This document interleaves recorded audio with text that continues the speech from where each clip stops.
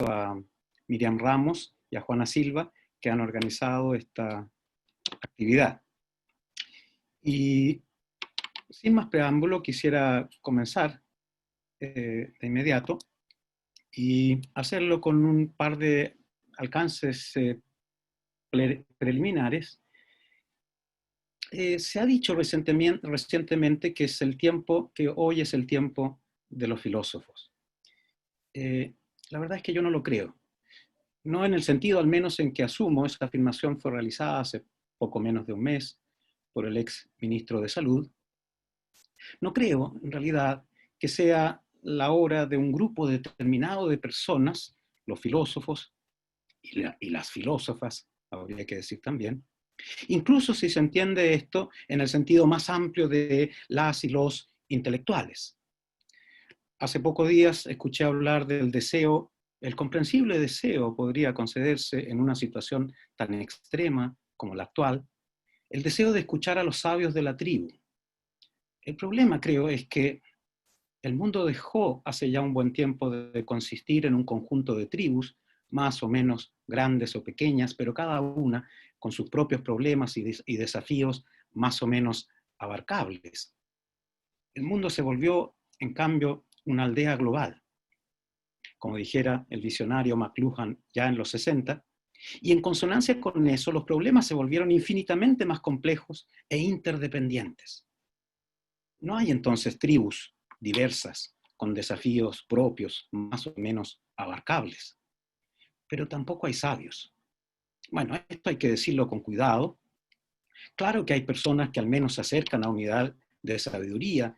Cuánto hemos echado de menos por estos meses la voz de don Humberto Giannini. ¿Cómo quisiera yo escuchar a Mónica Echeverría, a Juan Radrigán?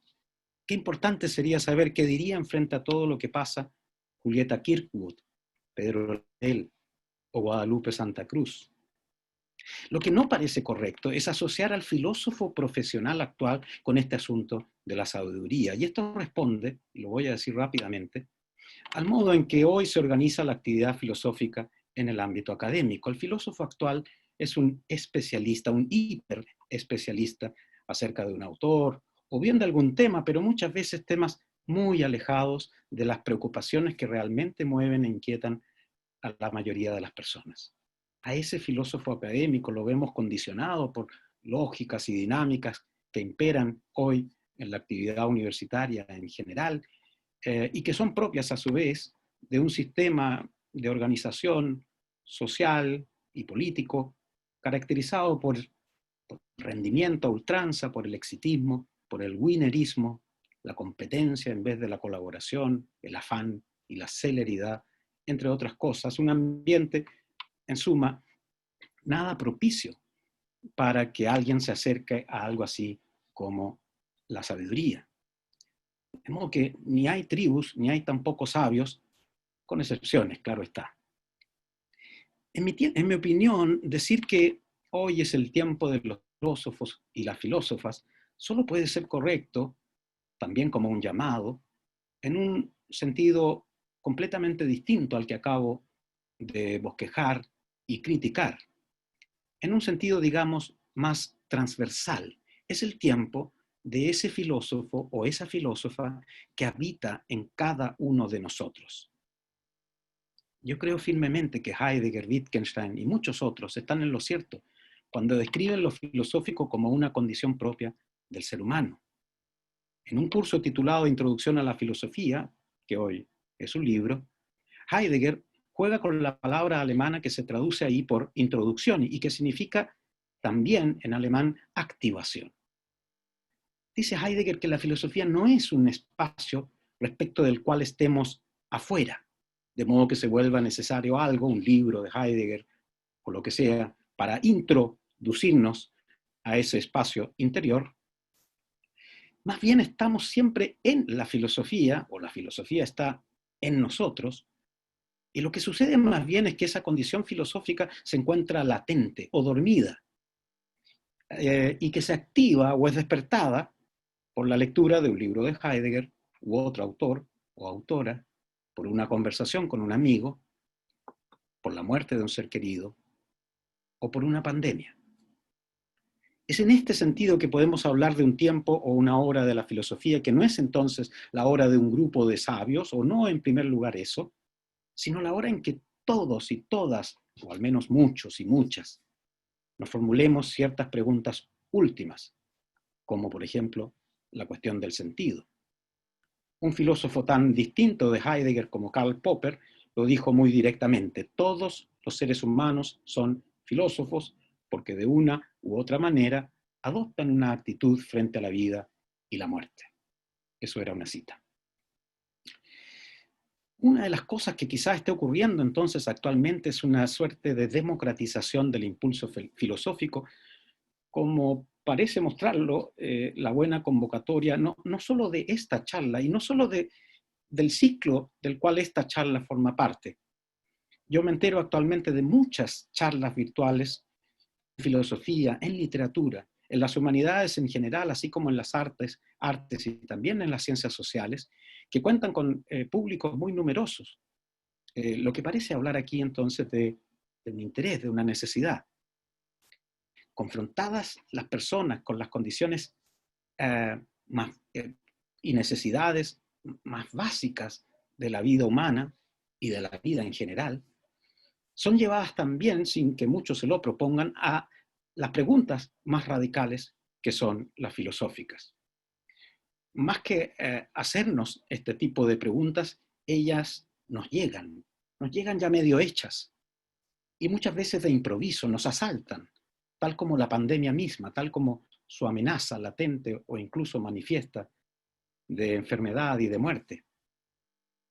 A su vez, todo esto toma actualmente la figura de una angustiosa tensión entre, por un lado, la urgencia práctica de resolver aquello vitalmente más urgente, queremos salir de todo esto con vida, y por otro lado, el surgimiento casi simultáneo de preguntas últimas como las del sentido, la vida buena, el amor y la muerte. Y es que queremos salir con vida, sí, pero no todo evento. Queremos salir con una vida vivible, término empleado recientemente por la filósofa Judith Butler. Pero entonces resulta imposible acallar la pregunta: ¿qué es eso? Una vida vivible. ¿Qué es una vida con sentido?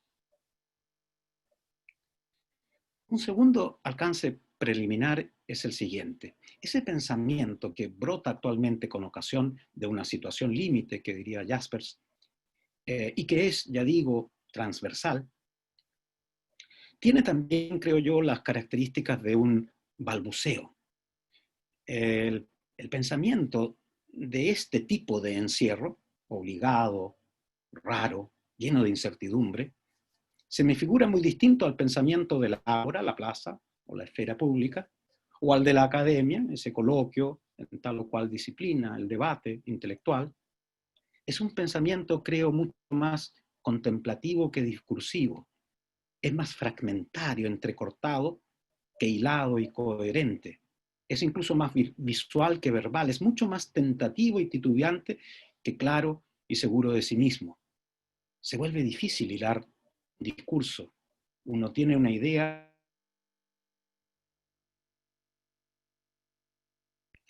salta de una idea a otra. Es lo que me ha pasado en estos meses al menos, y sé de otros que han tenido experiencias parecidas. Quizá con eso tenga también que ver el hecho de que por estos días textos de escritores, literatura quiero decir, sean capaces de expresar bastante mejor muchas cosas que textos propiamente filosóficos. Ahora bien, yo pienso que eso es algo propio de las grandes cuestiones, volviendo ahora a la filosofía, ese tipo de pensamiento más bien fragmentario, titubeante. Y es por eso que le guardo cariño a la formulación que tomé como título: ¿y qué es todo esto? Que en su torpeza, ¿no?, es poco articulada, muestra que nos la sabemos aquí con una inquietud que es una sensación vaga y difícil de expresar y desarrollar lingüísticamente. Creo, como digo, que esto es algo propio de los grandes temas de la filosofía, este pensamiento más bien titubeante.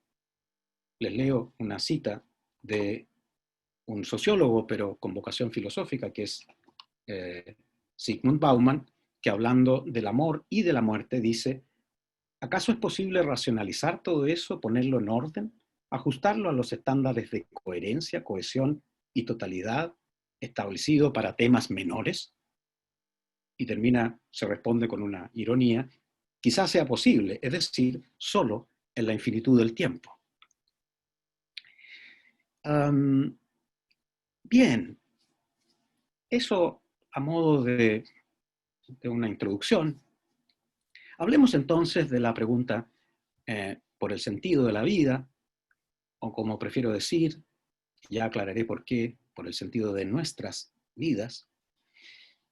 Miren, lo primero que yo creo conviene llamar la atención es la condición rara de la pregunta. En cualquiera de sus formulaciones, ¿tiene la vida algún sentido? ¿Cuál es el sentido de mi vida o de la existencia humana en general? La pregunta pareciera ser expresión de un completo exceso, de una desmesura interrogativa. ¿Cómo podría alguien, siquiera por un instante, soñar con hallar una respuesta a semejante cuestión? Y esto probablemente explica o tiene que ver con una segunda peculiaridad, y es que plantear esta pregunta resulta a menudo, genera a menudo un efecto levemente cómico o jocoso. Hagan el experimento de preguntarle a una persona cuál es el sentido de tu vida. Muchas veces lo primero que recibirán es una sonrisita acorde con un tema, digamos, algo extravagante, ligeramente ridículo. O bien el efecto que se genera es el de una cierta incomodidad. ¿Qué podría yo decirle a quien me pregunta eso? Por otro lado, y ya en otro plano, habría que consignar también que se trata de una pregunta, como dice Jean Grondin, una pregunta bastante reciente, una pregunta eminentemente moderna, planteada de esa forma, ¿cuál es el sentido de mi vida? El primero en ocupar la expresión sentido de la vida parece haber sido Nietzsche, en un texto de 1875, y asociado a la idea de un sentido de la vida individual, en particular la del filósofo, la del artista y la del santo, dirá Nietzsche.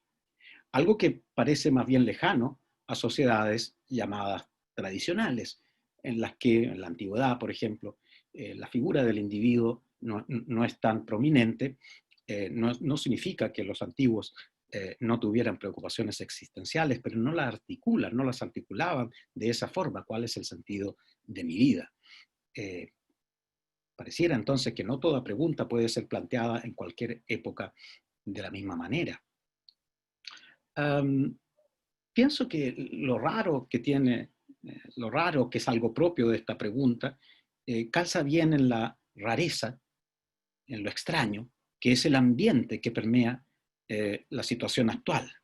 La ciudad se ha vuelto rara, el aire, el ambiente, aunque quizás estén más limpios, están igualmente enrarecidos. Es sin duda entonces un ambiente propicio para una pregunta que también es rara. ¿Cómo es rara finalmente la filosofía en general? Lo raro no tiene por qué ser siempre algo negativo. En lo raro puede haber mucha belleza. Demos un paso más. Quiero plantear ahora que la noción de sentido, de la que trivial y necesariamente nos valemos a la hora de pensar acerca del sentido de la vida, la noción de sentido, digo, posee no uno, sino varios significados que importa distinguir. Desambiguar conceptos es, por cierto, otra tarea, es una tarea muy propia del filosofar. Mostrar que conceptos importantes tienen más de un sentido o significado. Y mostrar, por cierto, por qué sería importante distinguirlos. De hecho, muchos de quienes escriben sobre este tema suelen llamar la atención, en general al comienzo de sus textos, sobre la equivocidad de la noción de sentido. Y si bien las distinciones que proponen no coinciden de manera exacta, sí se advierte una cierta confluencia. Por mi lado, voy a proponerles en lo que sigue tres significados o acepciones del término sentido. Si ustedes quieren, tres sentidos en los que cabe hablar, preguntarse, en fin, por el sentido de la vida.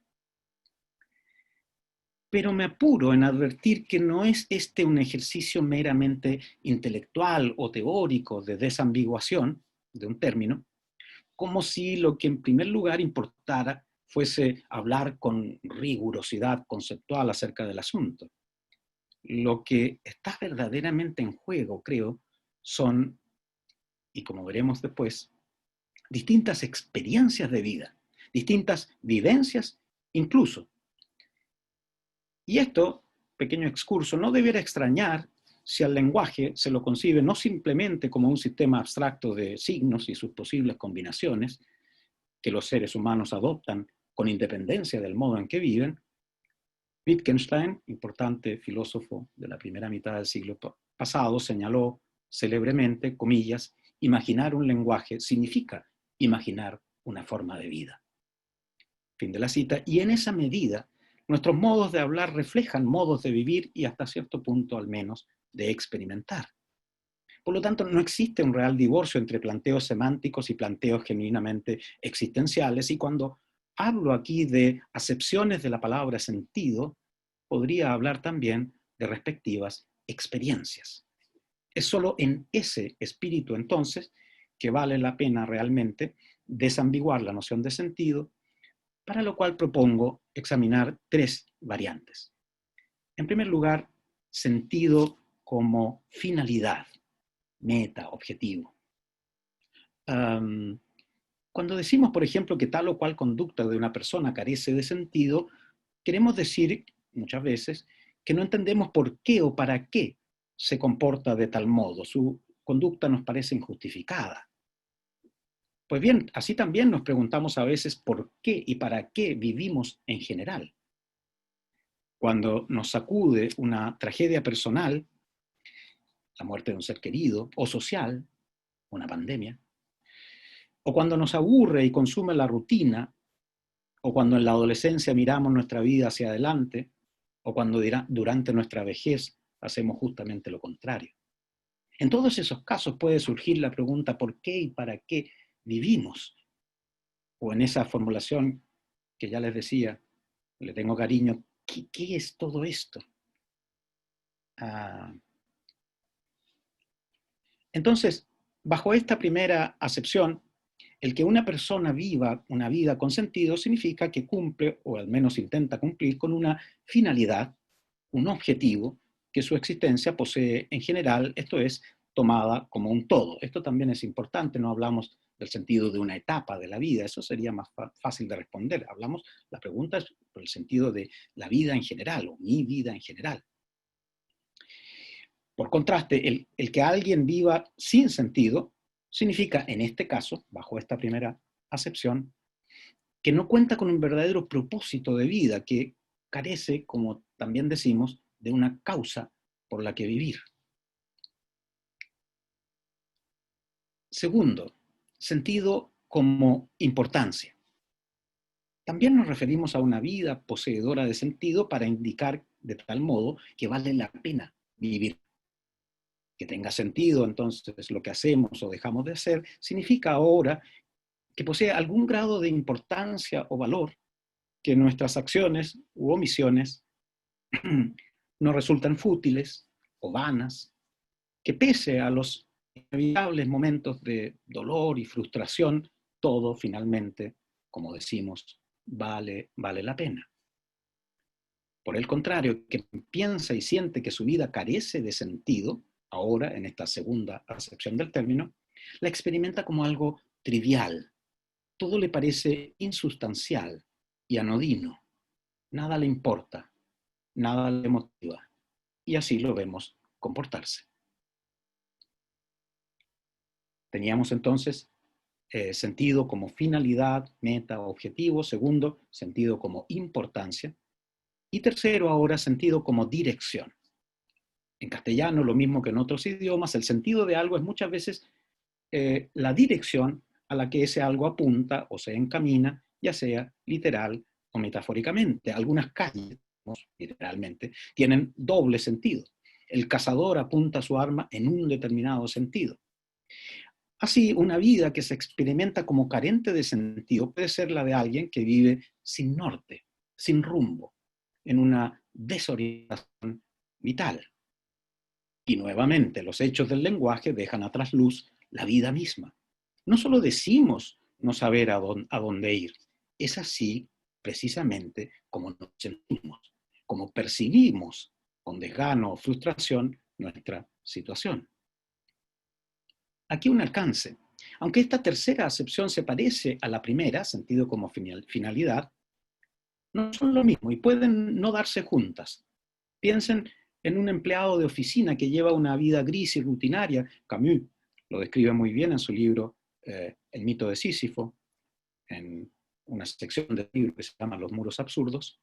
Pues bien, en la vida de ese oficinista prototípico, y muy a diferencia de la vida del adolescente perdido y desorientado, sí que existe direccionalidad y orientación todos los días, del hogar a la oficina, todos los días por la tarde, de vuelta. Pero lo que no hay es un verdadero propósito. Es la ausencia de una causa de vida y no de dirección u orientación lo que vuelve el caso del oficinista un caso triste ante los ojos. Y también al revés. Puede haber sentido como finalidad, meta, propósito, pero sin direccionalidad. Pienso ahora, por ejemplo, en el fenómeno de la tibieza religiosa. Esto es el caso de una persona que es religiosa, esto es, que acepta para su vida una serie de fines o metas trascendentales, pero metas que en la práctica no lo llevan a orientar su vida en un determinado sentido. De muchos cristianos tibios, cabría decir que esa aceptación de una meta en la vida no se traduce en un direccionarse efectivo hacia, y cabría decirlo también, de otro tipo de causas que no se traducen entonces, digo, en orientar la vida realmente en una determinada dirección. En ese sentido, ¿no? Distingo la acepción primera y la tercera, aunque se parecen. Resumiendo ahora, entonces, cuando hablamos del sentido de la vida, bien para afirmarlo, bien para negarlo, bien para dejarlo en vilo, podemos querer decir cosas diversas, según se entienda la palabra clave sentido. Al menos tres cosas: finalidad, importancia y dirección. Siendo así, la noción de sentido, siendo así también la pregunta por el sentido de la vida, no es solo una, sino tres. Puede ocurrir que yo responda con un sí a una de esas preguntas y con un no a otra. Yo quisiera invitarlos, invitarlas a cada una de ustedes a hacerse esas preguntas respecto de sus propias vidas. Estas preguntas: ¿posee mi vida tomada en su conjunto una verdadera razón de ser, un objetivo, un propósito? Y aquí hay varias preguntas involucradas. ¿Se trata solo de un propósito o no se trata más bien de varios? ¿Cuántos son? ¿Cuáles son? Segundo, y considero, siento que mi vida posee valor o importancia, y hasta qué punto y por qué. Y por último, ¿posee mi vida una dirección, un rumbo, o no es en realidad una vida relativamente errática? ¿Me oriento efectivamente por el fin o los fines que digo reconocer como propios? Si tuviéramos más tiempo, yo ahora haría una pausa y dejaría un silencio de varios minutos para que cada uno, ojalá por escrito, hiciera el ejercicio de responderse esas preguntas, pero los invito a a hacer ese ejercicio por escrito, quizás en otro momento, no ahora. Habiendo dejado entonces planteado ese ejercicio, quisiera dar ahora un paso más. Voy a referirme brevemente a lo que cabría llamar las fuentes de sentido. Es decir, de dónde es que los seres humanos extraemos sentido en las tres acepciones del término que acabamos de pasar revista y a las que corresponden, insisto, distintas experiencias vitales. Para hablar sobre las fuentes del sentido, abordaré primero una idea muy fundamental que un filósofo contemporáneo estadounidense, pero de origen yugoslavo. Él se llama Thomas Nagel. En un muy interesante libro que lleva su título Una visión de ningún lugar, a view from nowhere. La idea de Nagel es más o menos esta, que nuestra propia vida significa que cada uno se halla inmerso en una compleja red de preocupaciones, alegrías, deseos, frustraciones, planes, emociones y un largo etcétera. Yo disfruto o sufro preparando una clase o una conferencia como esta. Yo me alegro al ver crecer a mi hijo. A mí me preocupan ciertas tendencias de la sociedad actual. Eso, experiencias entonces de cualquier signo, constituyen, si ustedes quieren, mi vida considerada desde adentro, desde mi perspectiva o la de mi yo subjetivo, como dirá Nagel. Todo eso, mis preocupaciones, mis alegrías, mis planes, etc., se despliega al interior de mi vida, esa vida de la que yo soy el principal actor o participante. Ahora bien, los seres humanos poseemos una capacidad, a los filósofos les gusta hablar aquí de reflexividad, algunos lo asocian con capacidad lingüística, una capacidad en virtud de la cual somos al mismo tiempo capaces de mirar nuestras vidas, por así decir, desde afuera. Esto es, ya no como participantes comprometidos con acciones, sentimientos, etcétera, planes, sino ahora como un observador externo y neutral. Y por eso Nagel hablará ahora de una perspectiva objetiva y de un yo objetivo. Cada uno de nosotros puede mirar su vida, por así decir, de reojo o desde afuera. Y si apuramos esta metáfora espacial de un adentro y un afuera, podríamos decir que incluso es posible desde muy afuera y específicamente desde muy arriba, como si estuviéramos instalados en un planeta desde el cual observamos hacia abajo nuestra lejana y muy pequeña vida sobre la Tierra. ¿Qué puede tener que ver todo esto con el tema de las fuentes del sentido? En mi opinión, lo siguiente. En perfecto paralelo con la distinción hegeliana entre una mirada o perspectiva interna y otra externa sobre nuestras vidas, cabe plantear también dos grandes fuentes de sentido, precisamente una fuente interna y otra externa. Ciertamente, las fuentes del sentido de la vida pueden ser muchas y muy diversas, desde el amor a los hijos y algunas experiencias familiares, hasta proyectos de todo tipo, políticos, intelectuales, artísticos, sociales, etc. Pasando por la dedicación a las más diversas actividades, como un tipo de baile o deporte, el cultivo de una tradición local, etcétera, etcétera. Lo que quiero decir es que todas estas fuentes particulares de sentido son o bien de carácter externo o bien de carácter interno. Cuando pensamos acerca del sentido de la vida, muchas veces nos imaginamos que tal sentido le ha sido conferido a la vida. Conferido precisamente desde afuera, desde alguna instancia que sería ilícito confundir con la vida misma. La vida no posee tal sentido en o por sí misma, como lo deja entrever el verbo dar en una expresión tan habitual como lo que le da sentido a mi vida es esto o lo otro. Esa instancia que dota a la vida humana de sentido puede ser, por ejemplo, un ser superior, una creencia religiosa, ¿no? Los designios de alguna divinidad respecto de la existencia humana, o puede tratarse también de alguna utopía social, esto es, de un mundo idealizado que se presenta como alternativo al real. Tal utopía también provee a vidas humanas y nuevamente desde afuera de un objetivo, como sería en este caso el de trabajar sin tregua en pos de un mundo con determinadas características, aún a sabiendas de que nunca se lo alcanzará en plenitud. Sin negar obvias diferencias, en ambos casos, el religioso y esta utopía política, se trata, en ambos casos, de una realidad cuyo fin origen perdón, cuyo origen excede a la vida humana. Se trata de un sentido que viene de más allá de lo humano, beyond the human, dice un autor llamado Cooper. Wittgenstein parece pensar en algo parecido cuando, con su habitual laconismo, escribe en el Tractatus, comillas, el sentido del mundo tiene que residir fuera de él, cierra de comillas. A eso es lo que voy a llamar a partir de ahora sentido externo de la vida, y hablaré también de un sentido con mayúscula. Pero también es posible comparar la pregunta por el sentido de la vida con la pregunta por el sentido de una obra de teatro, por ejemplo.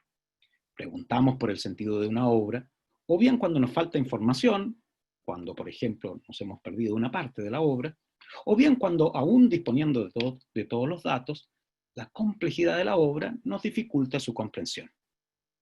Pero, a diferencia del caso anterior, el del sentido externo, se trata ahora de un sentido interno o inmanente, el de una vida o una obra de teatro, susceptible de ser narrada de manera que haga sentido, es decir, como una secuencia coherente de acciones y etapas. Para que exista tal coherencia debe haber, desde luego, fines u objetivos. Pero ahora hablamos de una multiplicidad de fines y todos ellos internos a la vida misma. Un verso de Joan Manuel Serrat expresa, creo, inmejorablemente este sentido interno. Dice, o canta Serrat, vivir para vivir, solo vale la pena vivir para vivir. El idioma inglés, por otro lado, cuenta con un interesante registro de la diferencia entre estas dos fuentes de sentido que estamos viendo, mientras que en la expresión life has a meaning se tiende a entrever un sentido externo. En la expresión life is meaningful se lee muy naturalmente, esa expresión se lee muy naturalmente como apuntando a un mero sentido interno. En castellano también podríamos recurrir a dos preposiciones. Podemos hablar del sentido de la vida y asociarlo naturalmente al sentido externo, al sentido con mayúscula, y podemos hablar también de un sentido en la vida asociable al sentido interno o sentido con minúscula.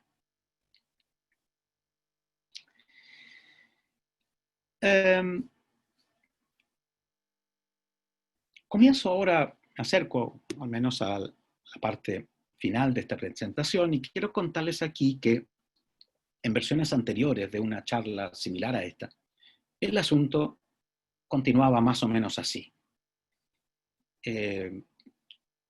Basándome en el hecho de que sobre este tipo de temas la manera más productiva y sincera de tratarlos es involucrándose un poco personalmente, hablando entonces ya un poco en primera persona, yo enfatizaba en esas charlas que di anteriormente sobre este tema, la posibilidad de vivir muy bien sin un sentido externo. Hablaba aquí, como la persona atea que soy, para enfatizar entonces que es posible afirmar que la vida carece de sentido con mayúscula, de sentido fuerte o externo, ¿no? En otras palabras, que es posible asumir en esa misma línea la condición absurda de la vida y que es posible hacerlo con tranquilidad, sin depresión, con mucho amor a la vida. Explicaba que esto tiene que ver fundamentalmente con la experiencia o las experiencias del asomo y del asombro. Experiencias que son promovidas y celebradas no solo por la filosofía, también por las artes y las humanidades en general, y que nos invitan en primer lugar a un acto del asomo, sin el cual nunca hay asombro. Nos transportan la filosofía, las artes, las humanidades a un lugar extraño desde el cual avistamos, nos asomamos, a otros lugares que pueden serlo aún más, lugares insólitos, perturbadores, atrayentes, y que dicen relación, claro, con las dimensiones más profundas de la existencia, el amor, la muerte, etc. Mantener vigente la experiencia del asomo, ligado al intento humano de decir lo humanamente indecible, es la vocación de las artes y las humanidades. Por lo tanto, importa su defensa y promoción en sociedades como las nuestras, que las miran con desgano pero cuyo futuro sin ellas, sin las artes y las humanidades, pedimos, o yo al menos prefiero no imaginar.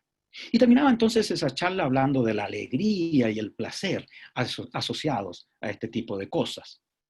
Del placer, por ejemplo, de mirar el techo.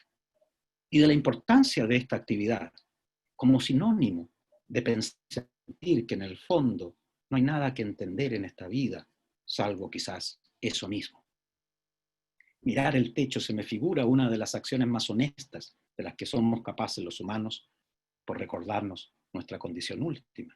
Los techos son superficies lisas que nada esconden, nada dicen, nada contienen. Y si bien es cierto que detrás de cualquier techo se halla el cielo, este no parece ser más que otro techo, liso y silencioso, para los que no tenemos creencias religiosas. Y bueno, terminaba celebrando todo eso con algunos poemas de Fernando Pessoa, de César Vallejos y de Wisława Szymborska. Esa parte final, que aquí no me resistí a resumir, porque tiene importancia, creo, tanto metafísica como política, no puede ser, sin embargo, la parte final de esta charla, presentada en tiempos de pandemia, como dice la ya conocida etiqueta, muestra de poca originalidad, pero tan difícil de eludir por estos días, tiempos de pandemia. En las actuales circunstancias, nuestra pregunta primera, creo yo, es la pregunta por el sentido interno. Yo me había esmerado mucho en decir que se podía responder negativamente a la pregunta por el sentido externo y estar bien. Creo que ahora lo importante es preguntarnos y decir algo, tratar de decir algo. Voy a tratar de balbucear algo, lo que se me ocurre respecto de este sentido interno en estas circunstancias. Por de pronto, quiero decir que no me gusta hablar de la oportunidad que representa el COVID-19 en nuestra situación actual. Eso suena como si se tratara finalmente de algo positivo, aunque únicamente, claro, a los ojos de quien mira con profundidad y sabiduría. No, yo preferiría no haber tenido nunca este tipo de oportunidades que ha sido y seguirá siendo sinónimo de penuria, escasez, de tantos y de muertes doblemente dolorosas por la imposibilidad de realizar los ritos correspondientes. Ahora bien, aunque preferiríamos no haber estado nunca en esta situación, eso ya es imposible de cambiar. Hemos entonces de preguntarnos, no cuál es la estupenda oportunidad que la crisis nos ofrece, una pregunta que, si bien se lo piensa, puede ser bastante irrespetuosa de cara a los muertos y sus familiares y amigos, pero sí preguntarnos con qué tipo de ideas enfrentamos esto, qué sentido de todos. Y van entonces a continuación unos cuantos balbuceos. Decía al comienzo que preguntas como la del sentido o la vida buena nos llegan medio hechas, pero ojo, solo medio hechas. En parte entonces podemos hacernos nosotros estas preguntas, ya hablo literalmente, hacerlas nosotros. Recuerden también que la pregunta por el sentido de mi vida es una pregunta de raigambre típicamente moderna, tiene una situación histórica, cultural, que no necesariamente ha sido y deberá ser siempre formulada de ese modo. A esto apunta entonces una palabra clave en el título de la ponencia, y es cuando se habla ahí del sentido de nuestras vidas, no del sentido de mi vida, ni del sentido de la vida en general. Lo que está en juego, claro, es una mirada colectiva, pero también una actualizada, el sentido de nuestras vidas en nuestro tiempo. Si algo nos revela la pandemia es nuestra interdependencia, y eso podría entonces llevar a reformular la pregunta, ya no por la vida, por mi vida, sino por nuestras vidas. La reformulación de preguntas, dicho sea de paso, representa en filosofía a menudo un avance muy significativo. Darle a una vieja pregunta una nueva formulación que permita habérselas mejor, más productivamente, más fecundamente con un tema, el que sea. Temas existenciales de índole personal, como del sentido de la vida, no pueden disociarse de preocupaciones sociales y políticas, so pena de convertirse en muestras de individualismo. Es cierto que lo personal no es igual a lo individual, y menos a lo individualista, pero lo es también que la pregunta por el sentido de la vida corre a menudo el riesgo de volverse un asunto muy individual. El contexto de pandemia invita, en cambio, a una reorientación de esa pregunta, a un paso, por así decir, del yo al nosotros. Teniendo en cuenta ahora esos tres sentidos de sentido que revisamos más arriba, creo en primer lugar que es más bien poco lo que bajo las actuales circunstancias podemos avanzar, ni con la idea de sentido como objetivo o meta, ni con la del sentido como direccionalidad, que si bien no son idénticas, están a menudo muy asociadas. Y esto dice relación con un rasgo crucial de nuestra situación vital presente, la incertidumbre. Así como están las cosas, resulta prácticamente imposible trazarse metas o planificar nuestra acción en tal o cual dirección. Conviene tomarle el peso a la palabra incertidumbre. Conviene detenerse por un momento a sentir la incertidumbre para ver que realmente estamos hablando de lo mismo y de algo fuerte, de esa, cito ahora a Camus, lasitud teñida de asombro. Lasitud significa cansancio, falta de fuerza, de fallecimiento. Sea lo que sea que podamos articular en estos días en términos de sentido, para que tenga valor, pienso, no puede saltarse uno la experiencia de la incertidumbre, tan asociada, por cierto, a la invisibilidad de aquello que nos amenaza. Pero la pandemia nos revela de paso que la incertidumbre es un rasgo imborrable de nuestra condición. La pandemia, es lo que he pensado en estos días, a menudo, es como alguien que descubre un velo, que revela cosas, que pone cuestiones de manifiesto que estaban ahí, pero que no estaban tan visibles. Como esto de la incertidumbre, tendríamos a olvidarlo, ¿no? De tan seguros que nos sentíamos al ser testigos de avances científicos y tecnológicos de todo tipo. Nos damos cuenta ahora, en cambio, de que lo inseguro, lo incierto, estaba siempre a la vuelta de la esquina, que la condición de seres inseguros resulta inherente al tipo de ser que somos. Esa incertidumbre entonces no permite hacer proyectos. Pero también aquí quizás podríamos aprender algo de la pandemia. Habría que repensar, quizá críticamente, ese enorme peso cultural que le veníamos dando al hecho de llenarnos y llenarnos de proyectos, de vivir como solo en un futuro. La pandemia y la experiencia del tiempo que hacemos ahora, las pandemias nos lleva también a pensar en la muerte. Y yo creo que en el lecho de muerte yo no voy a recordar ni lamentar en primer lugar los proyectos que se quedaron truncos por una pandemia o lo que sea. Voy a recordar y celebrar experiencias vividas y como se está viendo, experiencias que tienen que ver con los demás. La incertidumbre, que es ambiental y difusa, y que no siempre tenemos, al parecer, tan consciente, a pesar de que tiende a ser ubicua, nos impide entonces elaborar las dimensiones del sentido como meta y dirección. Pero nos queda, recordemos, la dimensión de la importancia, que podría acaso darnos pistas en términos también de metas y direcciones, pero después. La pandemia es una de esas circunstancias en la vida que invita a preguntarnos no qué nos importa, sino qué nos importa realmente.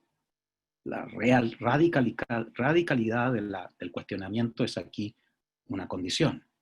Giannini hablaba de la seriedad vital de la filosofía, esa que la filosofía académica de nuestros días a menudo pierde de vista. Pues bien, ¿qué nos importa realmente? Yo no tengo por ahora otra respuesta que decir la mutua dependencia, la interdependencia. Y se trata de algo que en Chile no surgió en marzo, sino en octubre, lo sabemos. Aunque existan también diferencias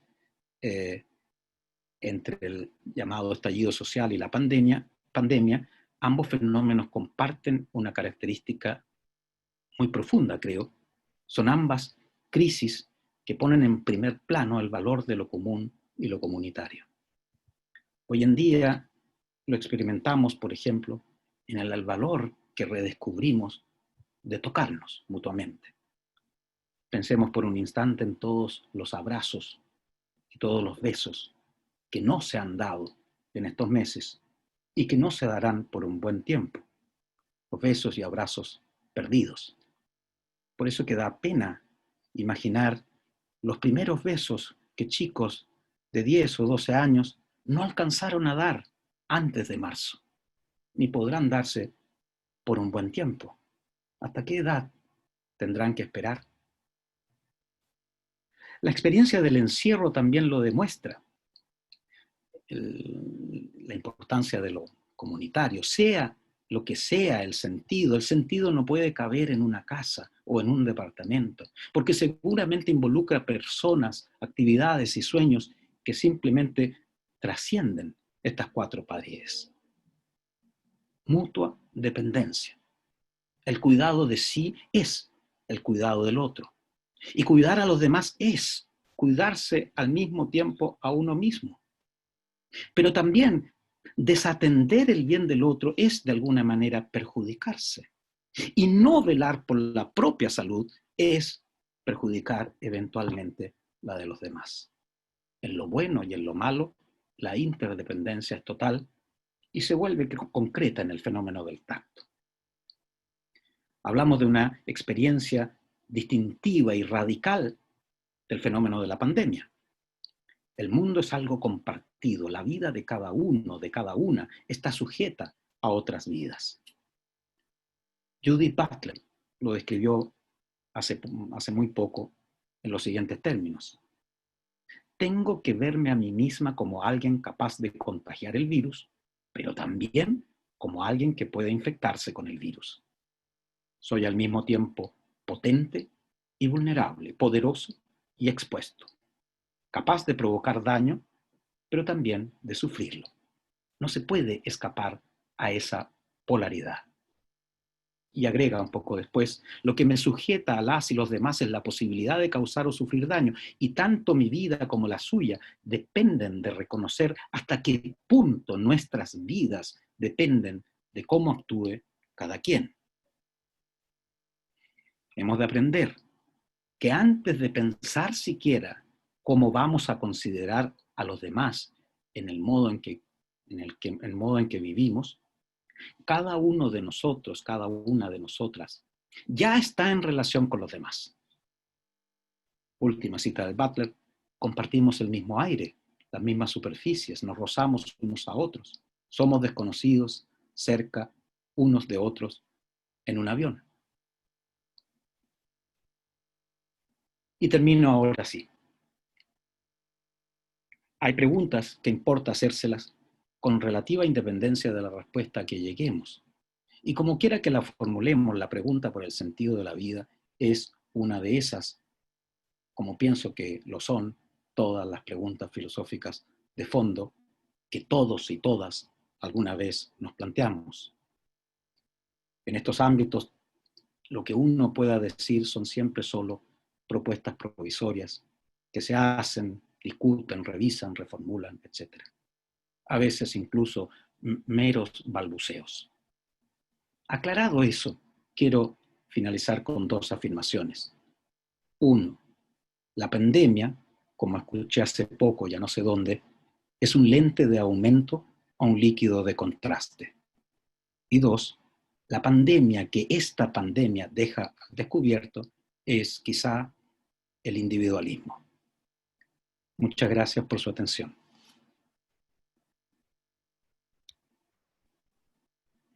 Muchas gracias, Eduardo, por tus palabras, por tu disposición y por compartir tu saber y tus conocimientos y tus impresiones con todos nosotros. Desde ya invitamos a todos quienes estén interesados en hacer preguntas al profesor, que la puedan hacer al chat directamente hacia nosotros, de manera de poder hacer esta conversación más fluida. Y también a completar el siguiente, la siguiente encuesta que les vamos a compartir a través del chat para que nos puedan dar información, sus impresiones respecto a esta experiencia, para poder hacer estas charlas mucho mejores a lo largo del tiempo.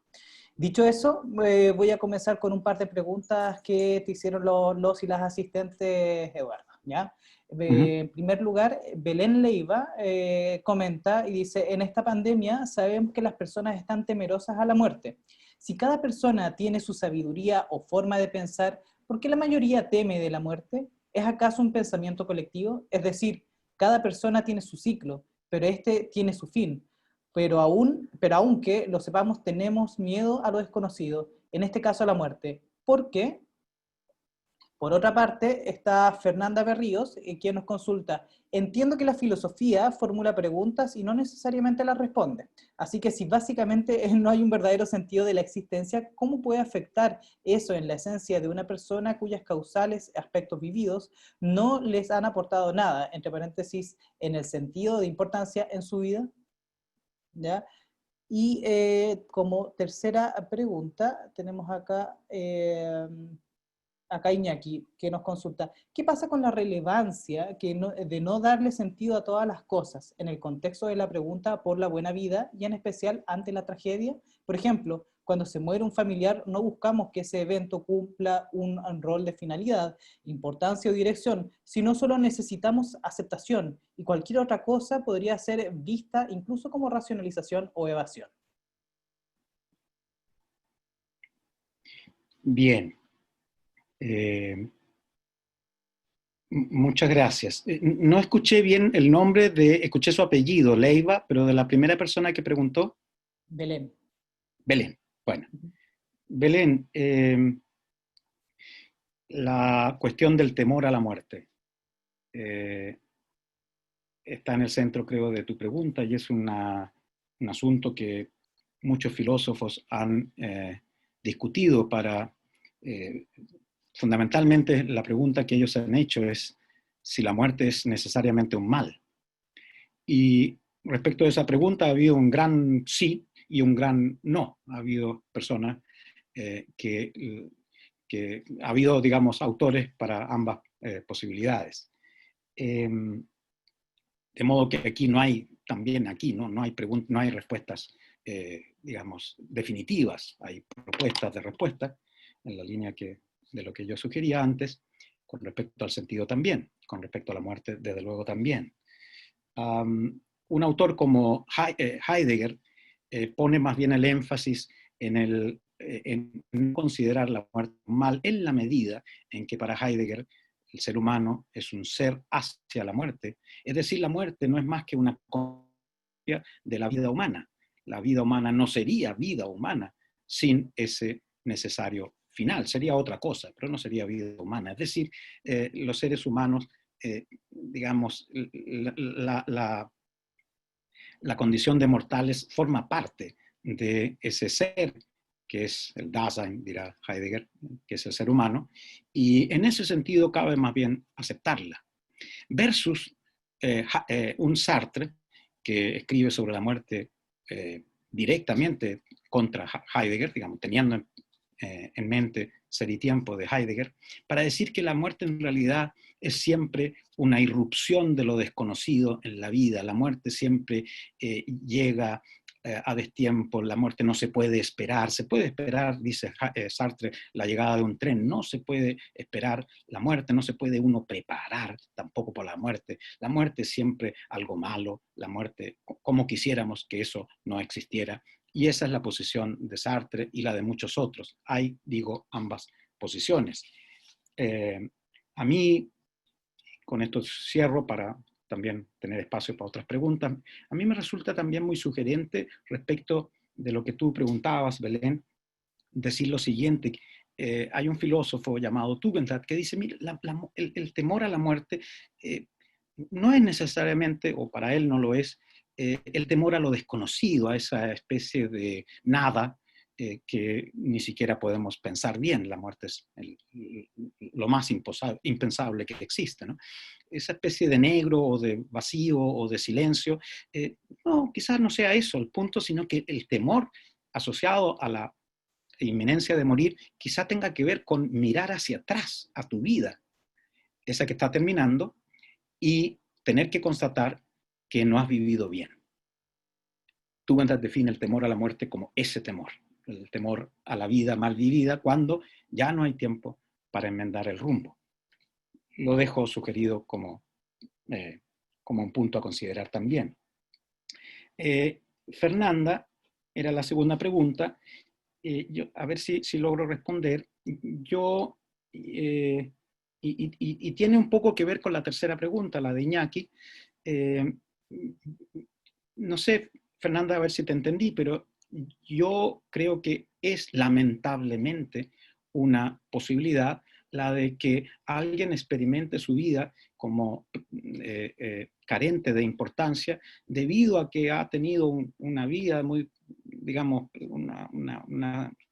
un conjunto de experiencias negativas que la lleva a eso.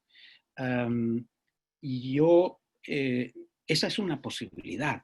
Yo creo que cuando uno se dedica a estos temas, no debiera negar que eso es posible, lamentablemente, lo puede lamentar, pero no negar.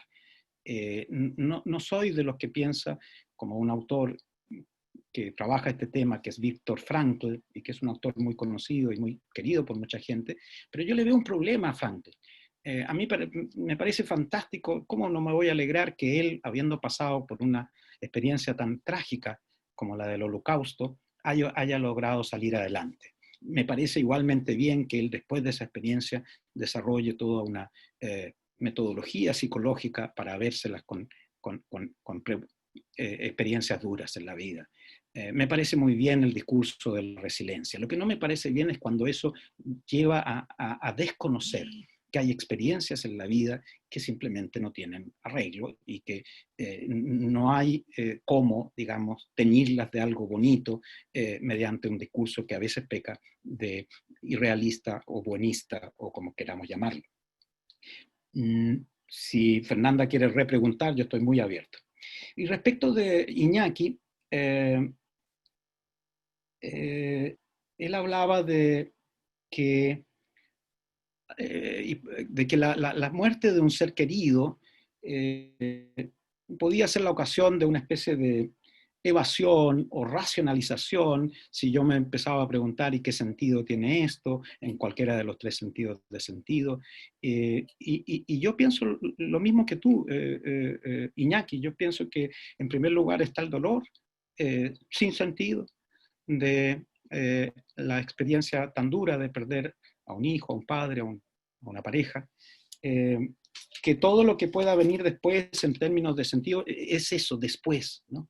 Es eso mismo lo que a mí me hace sospechar y la miro con recelo, este modo de hablar, las crisis son oportunidades. Miren, las crisis son oportunidades, pero eso no es una afirmación, eso a lo más es la expresión de un deseo. Eso no puede estar al principio de nuestro análisis, sino que con suerte al final. Las crisis por de pronto son crisis. Hoy en día no hay nada que embellecer. La situación en Santiago es desastrosa. A ratos uno tiene que simplemente no pensar en cómo están los hospitales, por un rato al menos, para poder siquiera seguir adelante. De modo que, bueno, concuerdo mucho con que el discurso del sentido puede ser muchas veces ocasión de racionalizaciones indebidas, de evasiones que no debieran ser. Muchas gracias, Eduardo.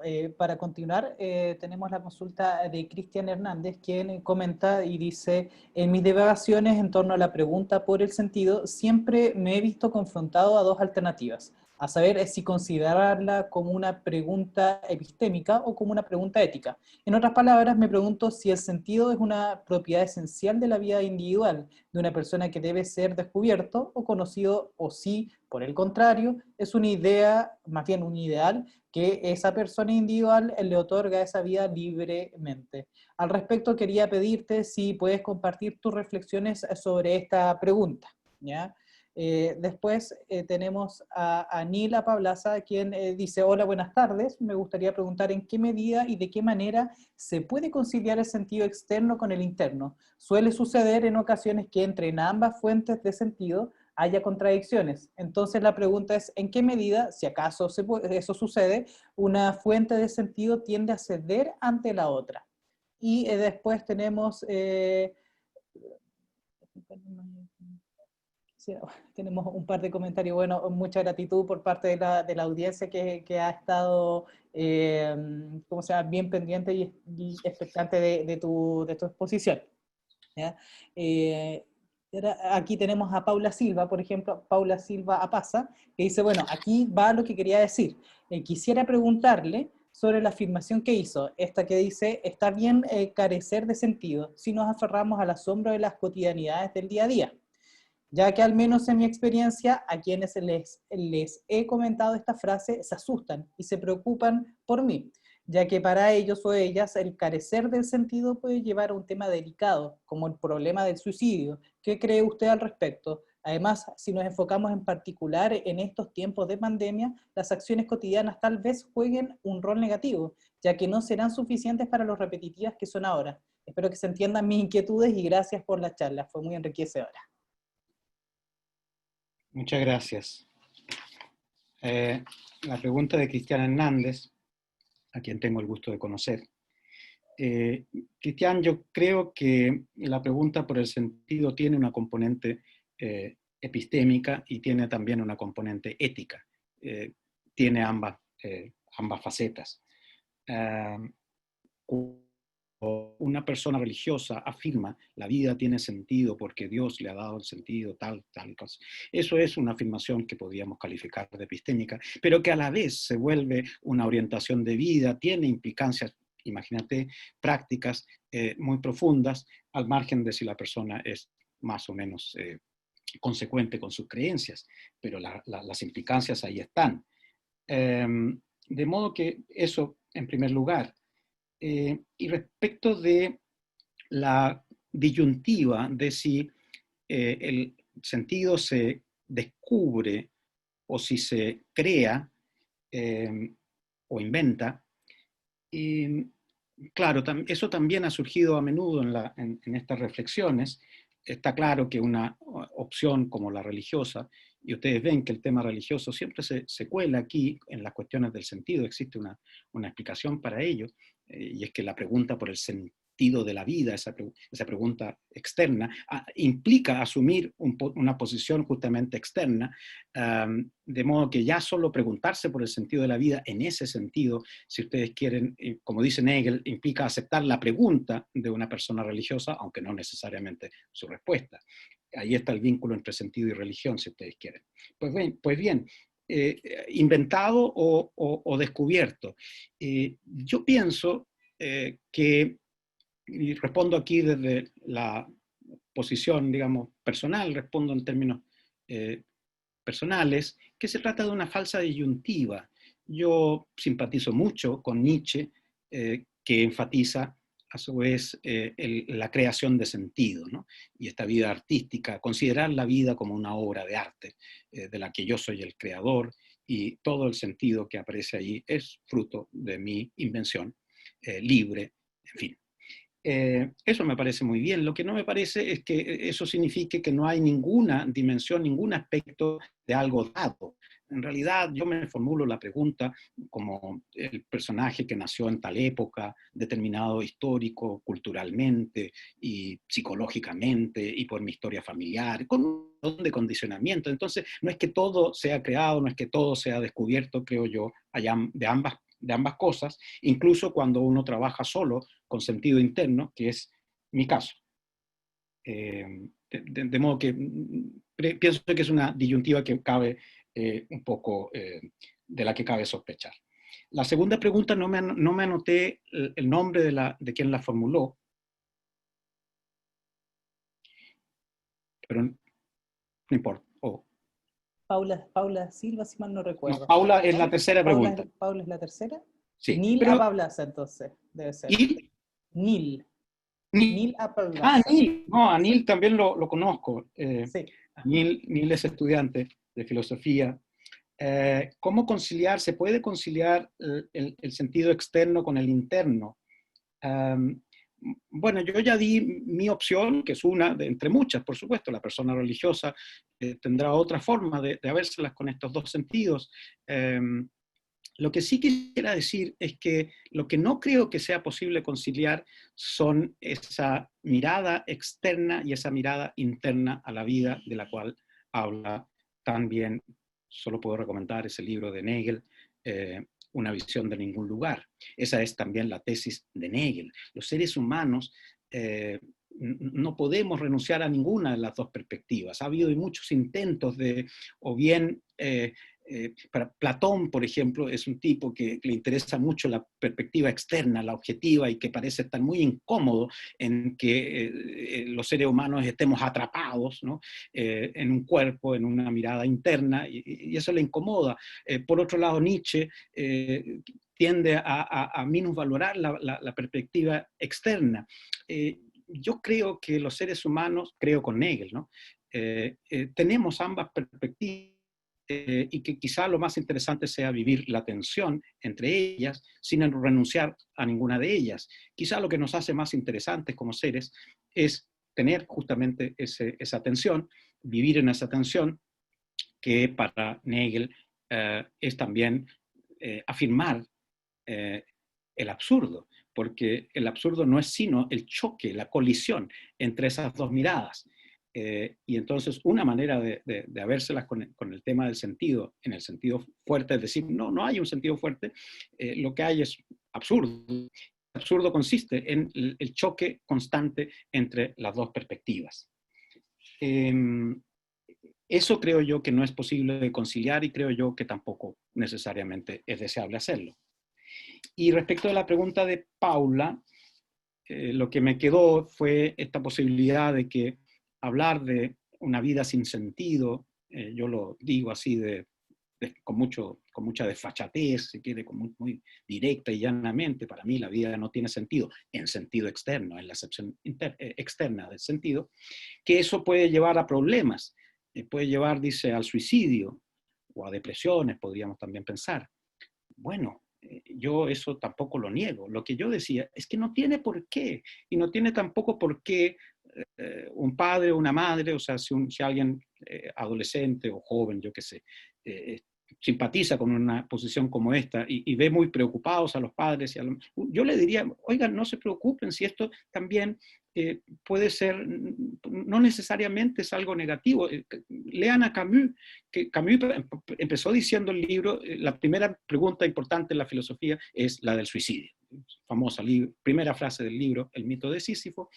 Y por las cosas que decía, la vida no tiene sentido, el absurdo, y todo el mundo pensaba que Camus, poco menos que estaba, digamos, no llamando al suicidio, pero como... Y él dice después, hay que leer bien, más adelante, no por nada del mundo, yo puedo aceptar la condición absurda de la existencia, y eso para nada tiene que llevarme a esa solución radical, terrible. Y ya digo, eso tiene que ver con la experiencia propia de la filosofía, de las humanidades, de las artes, de quedarse y disfrutar en el asombro, quedarse en el asombro y disfrutar la condición misteriosa de la vida. ¿Y por qué tendría que haber respuestas a las preguntas últimas? ¿Acaso no se puede vivir bien dejando esas preguntas abiertas, volviendo siempre a ellas, haciendo la experiencia de que están ahí, pero no incomodan, o no necesariamente? La poesía es creo yo, es un canto constante a eso, al misterio y al asombro que puede provocarnos el misterio, como algo muy, muy bonito.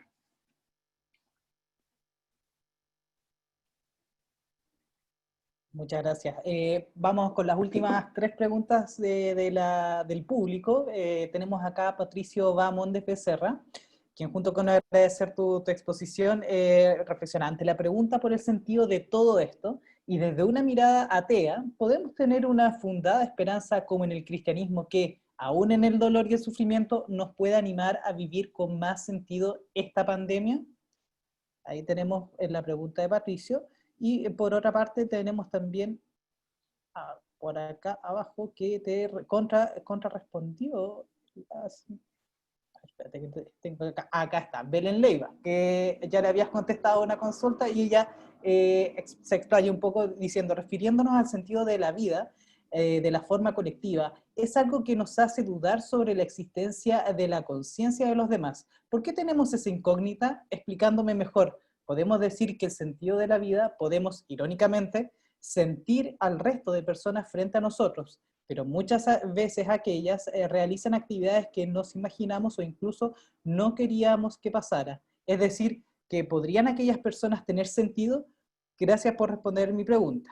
¿Ya? Y también tenemos finalmente a Elisa Volante Surjevic, que quisiera comentar lo siguiente, y ojalá poder reflexionar al respecto. ¿Ya? Hacer una reflexión respecto a lo que comentaste. Me parece que la propuesta de la filosofía en general de mirar con la perspectiva o de reflexionar lo que ocurre es tremendamente necesaria y lo comparte. ¿Ya? Sin embargo, ella se pregunta y piensa, ¿cómo compartir algo de estas reflexiones en los espacios cotidianos en donde, por ejemplo, un colegio, las instituciones están más concentradas en sostenerse como instituciones que pensarse en sí mismas? Creo que es tan necesario generar que sean las instituciones las que hagan estas reflexiones, más bien quienes participamos de ellas, pues como tú bien planteas, es un buen momento que nos llama a sostener la incertidumbre o sostener lo real, como diría Lacan, de esta situación tan cercana a la muerte o a lo angustioso, pues es una situación ante la cual nos faltan palabras. Creo que con estas charlas son intentos justamente de dotar de sentido de discurso. Y entonces, vuelvo con Elisa más bien, que continúa, de palabras, situaciones tan carnales como una pandemia. ¿Cómo entonces llevar algo de la filosofía de mirar con cautela antes de hacer funcionar las instituciones y estructuras que realmente no permiten darle seriedad a lo que tú dijiste, lo incierto? Bueno, muchas gracias, Patricio, Belén y Elisa. A Patricio, eh, esperanza nos puede ayudar a vivir con más sentido esta tendencia. Se me ha cruzado aquí una gatita. Disculpen. Bien. No hay problema, Se prosigue llama nomás. Calceta y tiene las más atrevidas costumbres. A ver, si recuerdo bien, el punto de Patricio era si había esperanza respecto de vivir con más sentido la pandemia. Eh, Confieso que se me fue un poco la pregunta porque como eran tres ya... Sí, no te eh, preocupes, yo te la puedo la, volver a sí, reformular. la Patricio, primera, ¿sí? Patricio te pregunta, ¿podemos tener una fundada esperanza, así como el cristianismo, que aún en el dolor y sufrimiento nos pueda animar a vivir con más sentido esta pandemia? Sí, bueno, respondido por alguien que no es cristiano, diría que, vaya, no lo sé, tengo alguna esperanza, no tengo muchas ni muy pocas, no leo el futuro, es una crítica que le hago a... con eso tenía que ver también la introducción, los filósofos y filósofas se apuraron mucho a hablar y algunos, y hago excepción ahí de Judith Butler y por eso la cité, y puede haber otras excepciones, pero varios lo hicieron como si realmente estuvieran en condiciones de anticipar lo que vendrá. De ahí entonces mi énfasis en el balbuceo, de ahí mi confesión de que hay lo que hay. Yo no sé, no creo tener motivos ni para tantas ni para tan pocas esperanzas, no sé, y solo puedo, digamos, desear que las cosas vayan mejor y que no signifiquen muchas vidas humanas. Respecto de la pregunta de Belén, eso es muy difícil porque no sé qué ella pensó cuando, que está detrás, digamos, de este tema de dudar de la existencia de los demás. Es un clásico tema filosófico, se llama el escepticismo respecto de las otras mentes, es decir, uno podría, los filósofos hacen esas preguntas locas, ¿no?